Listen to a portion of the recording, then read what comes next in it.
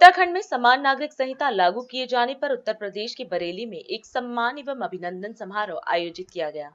जिसमें उत्तराखंड के मुख्यमंत्री पुष्कर सिंह धामी भी शामिल हुए। उन्होंने क्षेत्रीय जनता और छात्रों के स्नेह के प्रति आभार जताते हुए कहा कि यह सम्मान उत्तराखंड की 1.25 करोड़ जनता का है, जिन्होंने 2022 में फिर से विश्वास जताया। उन्होंने समान नागरिक संहिता को न्याय और समानता की आधारशिला बताते हुए कहा कि यह माताओं बहनों की सुरक्षा का कवच है, जो दशकों के समान अधिकारों की प्रतीक्षा कर रही थी। उन्होंने पीएम मोदी के नेतृत्व में इस पहल को सशक्त भारत के निर्माण की दिशा में ऐतिहासिक कदम बताया। विश्वविद्यालय के सभी शिक्षकगण, प्रोफेसरगण,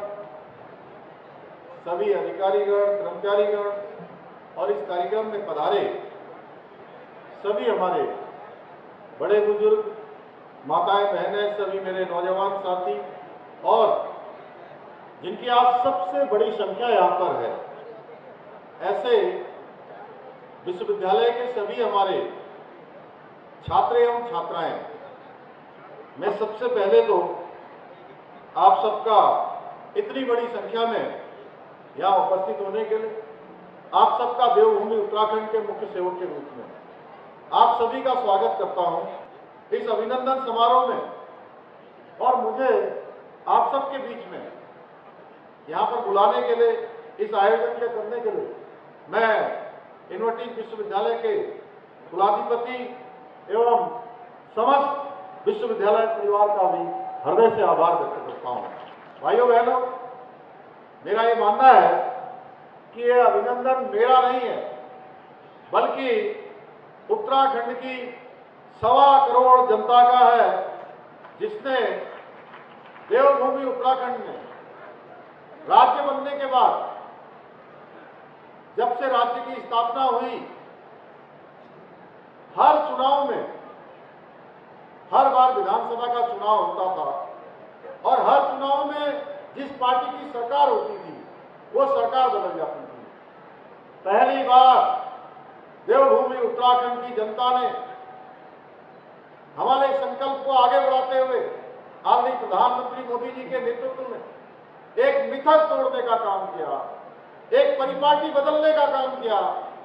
और पहली बार ये परिपाटी बदलकर फिर से हमको सरकार में आने का मौका प्रदान कर दिया, अपना आशीर्वाद प्रदान करके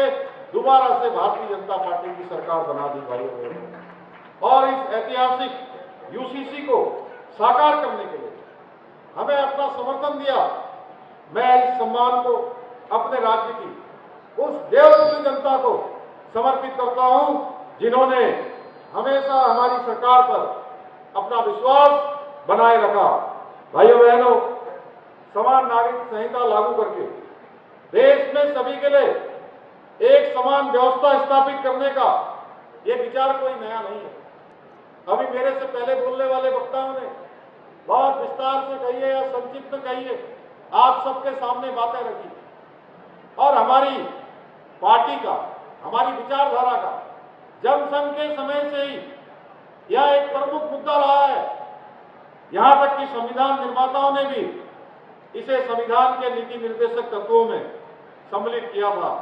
मुझे गर्व है कि हमने उत्तराखंड में सबसे पहले समान नागरिक संहिता लागू कर संविधान निर्माताओं को भी सच्ची श्रद्धांजलि अर्पित करते हुए अनुच्छेद 44 की भावना को साकार करने का काम किया है। भाइयों बहनों, आज हम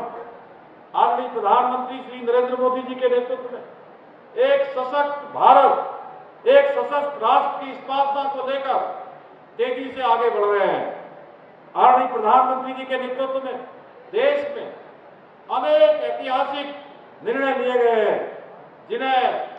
पहले की सरकारों ने केवल और केवल राजनीतिक लाभ हानि के गुणा भागों के चक्कर में हमेशा उनको टालती आई, उनसे बचती आई और जनहित के मुद्दों को दरकिनार करती आई। भाइयों बहनों, ये सभी ऐतिहासिक निर्णय आदरणीय प्रधानमंत्री जी के दृढ़ संकल्प के कारण संभव हो पाए। आदरणीय प्रधानमंत्री जी के कार्यों से प्रेरणा लेते हुए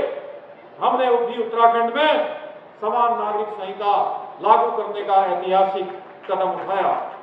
और यूसीसी के लागू होने से न केवल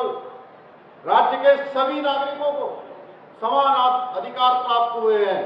बल्कि प्रदेश में महिला सशक्तिकरण के एक नए युग की भी शुरुआत हुई है। राष्ट्र सर्वप्रथम, राष्ट्र सर्वप्रथम, राष्ट्र सर्वप्रथम, राष्ट्र सर्वप्रथम।